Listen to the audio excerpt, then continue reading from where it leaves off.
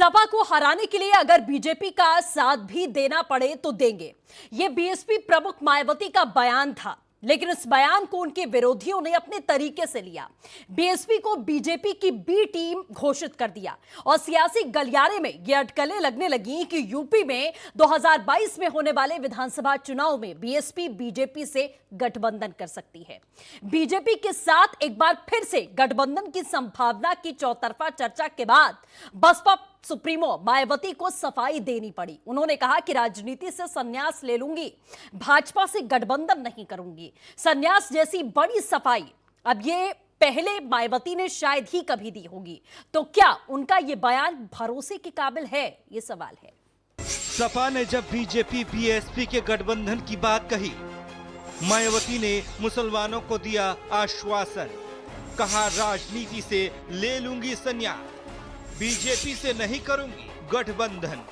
जब यहाँ एमएलसी के चुनाव होंगे तो तब फिर बीएसपी कल की घटना का जैसे को तैसा जवाब देने के लिए, अर्थात सपा के दूसरे खड़े किए जाने वाले उम्मीदवार को हराने के लिए, एक तो उनका आराम से बन जाएगा, दूसरा ये खड़ा करेंगे, अर्थात सपा के दूसरे खड़े किए जाने वाले उम्मीदवार को हराने के लिए अपनी पूरी ताकत लगा देगी बीएसपी जो है। और इसके लिए चाहे पार्टी के विधायकों को इनके उम्मीदवार को हराने के लिए बीजेपी व अन्य किसी भी विरोधी पार्टी के उम्मीदवार को ही अपना वोट क्यों न देना पड़ जाए। हालांकि मेरे इस बयान को खासकर कांग्रेस व सपा आदि के लोग अपने राजनीतिक लाभ के लिए इसे काफी गलत तरीके से भी प्रचारित कर रहे हैं, मुझे ये मालूम हुआ है, ताकि यहाँ खासकर मुस्लिम समाज के लोग बीएसपी से अलग हो जाए। और ये जो यूपी में 7 विधानसभा की सीटों पर बाई इलेक्शन हो रहा है, तो इस बाई इलेक्शन में मुसलमानों का वोट बीएसपी को ना पड़े, ये इसको गलत तरीके से मेरे इस बयान को प्रचारित कर रहे हैं। तब के बयान और अब के बयान में अंतर है, तो ऐसा क्यों है? बहुत बारीक सी बात है।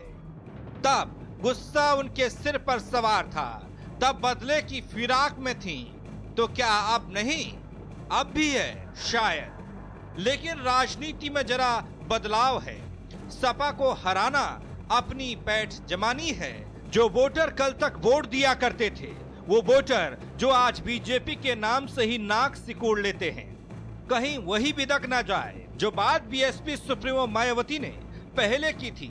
अब यू टर्न लेकर डैमेज कंट्रोल हो रहा है कि हमारी पार्टी जो सांप्रदायिक ताकतें, संकीर्ण ताकतें, उनके साथ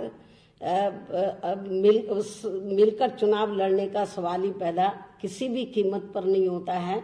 और ये मैं बताना चाहती हूँ खास तौर से मुस्लिम समाज के लोगों को कि मैं राजनीति से तो संन्यास ले लूंगी, लेकिन बीजेपी के साथ मिलकर मैं कभी भी चुनाव नहीं लड़ सकती। और मैं क्यों लूं राजनीतिक संन्यास? बीजेपी के दबाव में आके लोग कहते हैं, मुझसे लोगों ने कहा कि बहन जी दबाव बनाए, मैंने कहा राजनीति से संन्यास तो ले लूंगी, लेकिन इनके साथ मिलकर चुनाव नहीं लड़ूंगी। लेकिन मैं कोई राजनीतिक संन्यास नहीं लेने वाली हूँ। आश्वासन मुसलमानों को है, डंके की चोट पर कह रही हैं, वो राजनीति से संन्यास ले सकती हैं, लेकिन भविष्य में बीजेपी से कभी गठबंधन नहीं करेंगी। यानी साफ है, जो वोट मुसलमानों से मिलता है वो दूर ना हो जाए। भरोसा देने की कोशिशों का ये सिलसिला है, लेकिन गठबंधन ना करने के आश्वासन पर कितना विश्वास किया जाए। सवाल यहाँ ये भी उठता है, संन्यास जैसी बड़ी बात इससे पहले मायावती ने शायद ही कभी कही होगी, लेकिन ये कहने की जरूरत क्यों आई? और सवाल ये भी है कि उनका ये बयान आखिर कितने भरोसे के काबिल है। वैसे मायावती के राजनीतिक इतिहास को देखें तो साफ नजर आता है कि यूपी की लगभग सभी पार्टियों से उनका गठबंधन हो चुका है। यूपी की राजनीति में बनते टूटते गठबंधन की प्रतीक बन गई हैं मायावती। पिछले 3 दशकों में मायावती ने किस पार्टी से गठबंधन किया और कैसे वो गठबंधन टूटा, वो भी जानिए। बीजेपी से बीएसपी ने 3 बार गठबंधन किया, 1995, 1997 और 2002 में गठबंधन किया था। 1995 में बीजेपी से गठबंधन कर पहली बार मुख्यमंत्री बनी थी।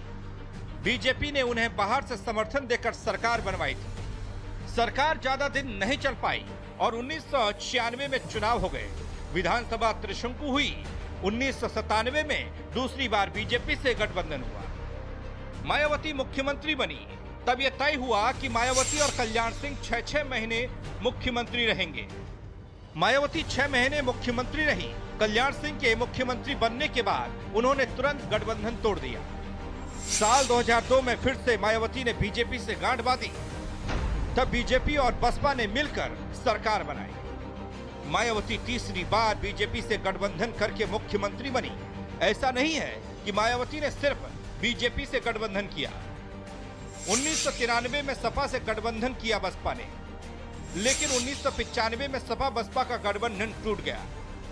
2019 लोकसभा चुनाव में भी सपा बसपा का गठबंधन हुआ, लेकिन लोकसभा चुनाव के परिणाम आने के बाद दोनों ही पार्टियां अपनी अपनी राह पर निकल पड़ी। यही नहीं, जिस कांग्रेस से बसपा का अभी 36 का आंकड़ा बना हुआ है, उससे भी बीएसपी का गठबंधन हुआ। 1996 में विधानसभा चुनाव में कांग्रेस से बसपा का गठबंधन हुआ था। तब यूपी की विधानसभा में 425 सीटें हुआ करती थी। मायावती 300 पर, जबकि कांग्रेस 125 सीटों पर चुनाव लड़ी थी। चुनाव के बाद मायावती ने बीजेपी के साथ मिलकर सरकार बना ली थी।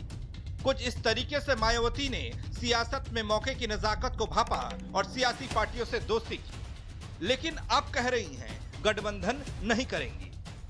तो मुझे लगता है ये उनको एक तुरंत कोर्स करेक्शन करने की ज़रूरत थी, जो उन्होंने किया। और आज उनकी भाषा और उनके व्यवहार को देख के ऐसा लग रहा था कि वो अच्छी खासी व्यथित हैं इस बात को लेकर कि वो अपनी पॉलिटिकल लाइन सब पार्टियों से अलग रखना चाहती हैं। लेकिन चूंकि उन्होंने कई बार भाजपा के साथ दिया है और अभी कुछ दिन पहले भी ऐसा कहा था, तो मुझे लगता है एक मैसेज जो चला गया है उनके वर्कर्स तक, वो तो चला ही गया है।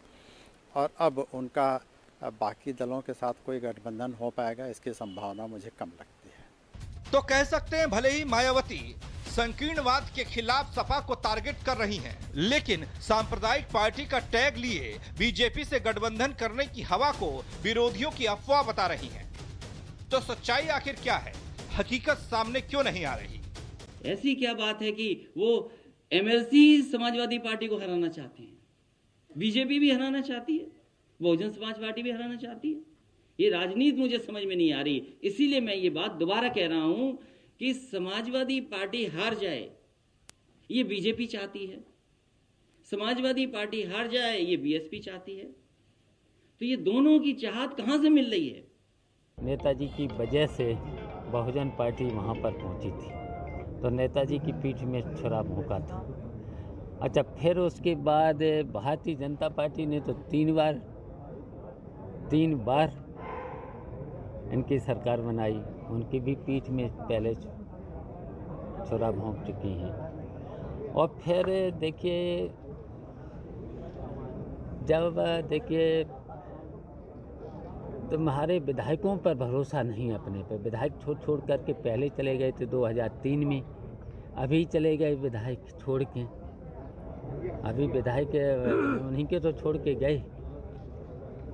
तो फिर हर तरीके से अगर विधायकों का शोषण होगा, लेन देन से लेकर के, टिकट से लेकर के, तो पहले अपनी सोचें ना। किसान बिल में विरोध न करना और साथ ही साथ विधानसभा में उनके विधायकों द्वारा, उनके विधानमंडल के नेता द्वारा भाजपा का समर्थन लगातार करना, तमाम तरह के बयान। और उस दिन का बयान तो पूरी तरह ये पुष्टि कर चुका है कि वो अघोषित तरीके से भारतीय जनता पार्टी के समकक्ष जा चुकी है, उनको समर्थन दे चुकी है पूरी तरह। बहन जी भाजपा की अघोषित कार्यकर्ता है। बहरहाल सियासत में सियासी पार्टियों के लिए एक एक वोट की अपनी अहमियत है। वोटर्स और उनका वोट बड़ी मेहनत से पार्टियां अपने पाले में करती हैं। वोट को छिटकने देना कोई भी पार्टी नहीं चाहती है, तो मायावती भी शायद यही कर रही हैं।